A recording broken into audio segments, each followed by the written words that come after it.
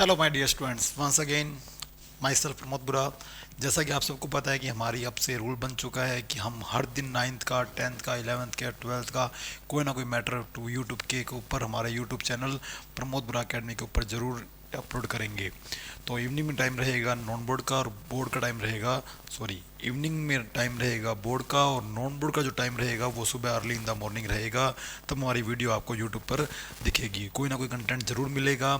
और हमारा जो कोर्स है वो एक तारीख से हमारे इस प्ले स्टोर के ऊपर जो ऐप है प्रमोद बुरा अकेडमी नाम से आपको दिखने लग गए हैं। और कई बच्चों ने बूस्टर कोर्स जो है परचेज कर लिए हैं, क्योंकि हमने इसका जो कॉस्ट है वो मोबाइल रिचार्ज से भी कम रखा है। तो स्टूडेंट्स डरने की लोड़ नहीं है।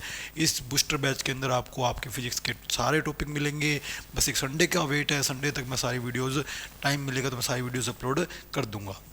और ये बूस्टर बैच आपके लिए एग्ज़ाम टाइम में एक मूवी की तरह होगा कि आप इसको अच्छे से बैठ के 3 घंटे के अंदर आप 2 या 3 या 4 चैप्टर एक साथ स्पीडली आप अपने आप को रिवाइज कर सकते हैं। ओके, तो 9th क्लास के लिए हमारा जो टॉपिक चल रहा था स्टूडेंट, वो रेशनल नंबर चल रहा था, तो मैं रेशनल नंबर की ही बात करूँगा।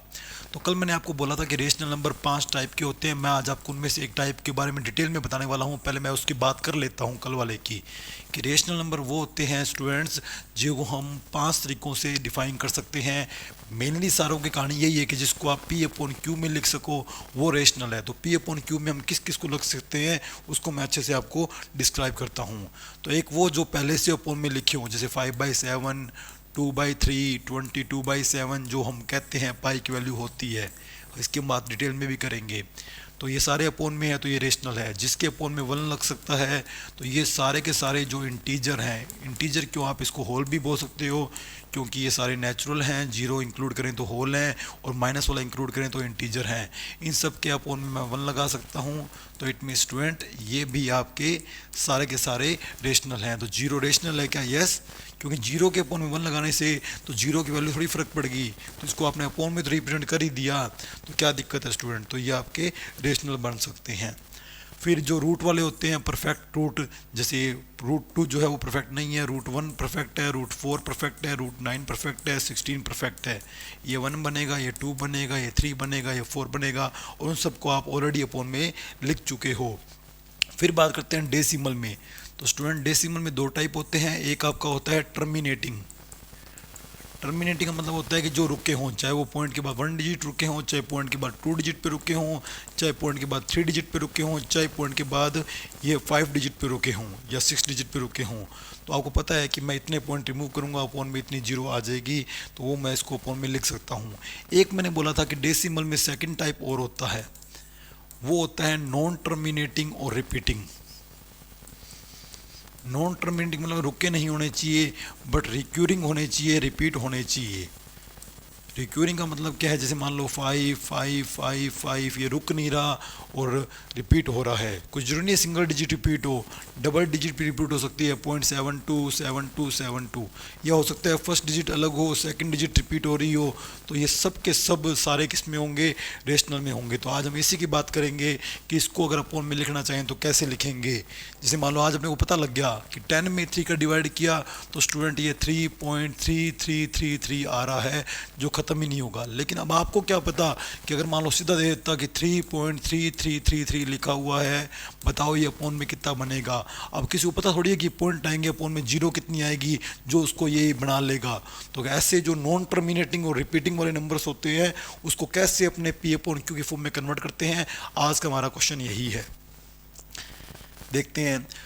जैसे मैं एक बार सिंपल से स्टार्ट करता हूँ कि मान लो आपका रिपीट हो रहा है 7 7 7 7 7 7, ये नंबर रिपीट हो रहा है, तो आप इसको x मान लीजिए।